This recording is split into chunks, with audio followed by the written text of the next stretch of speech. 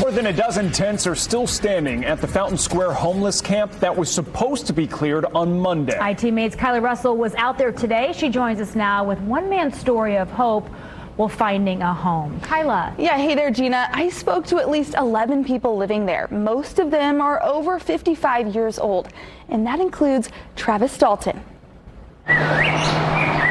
Dalton has spent his senior years sleeping on the streets and inside this tent for the summer, all while battling stomach cancer. Me taking a guess, probably about 3 months or so. Here's what he's sleeping on a hospital bed that they had somehow jerry-rigged inside of the tent. Lindsay Huff is the social services manager at Morning Light Inc. It's a hospice home for the low income and oftentimes homeless.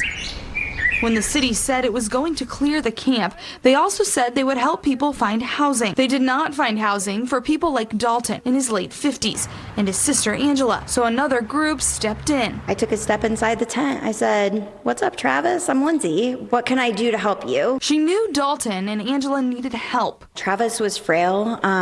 He had a lot of stomach pain. He could sit up. He could definitely talk to us. He could walk, but not far, and they were just needing some additional support. They didn't know who to reach out to get it. Travis and his sister visited Morning Light and soon after found out they were accepted for an apartment on Meridian with CHIP. That's the Coalition for Homeless Intervention and Prevention. They'll move in this weekend. I asked Dalton what it will be like to have a real bed to rest on. Good. It's better than being out here in the hot sun and especially sleeping in camp. All of a sudden, that feeling of desperation, being in the summer heat, being in pain for Travis and for Angela, having peace of mind that her brother will be well cared for, nothing but happiness. Huff tells me Dalton will have hospice care at their new place. She says his experience highlights a sad reality that nearly 20% of the homeless population is 55 plus, and it's growing rapidly as housing efforts target younger adults. For some reason, we get really caught up in somebody that we can give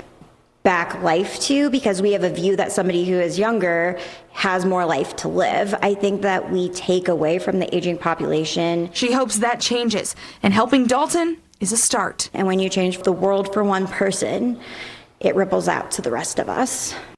Now, Dalton tells me that his brother-in-law, who was also living at the camp and is older than 55, found housing too. I'm Kyla Russell for Wish TV and WishTV.com.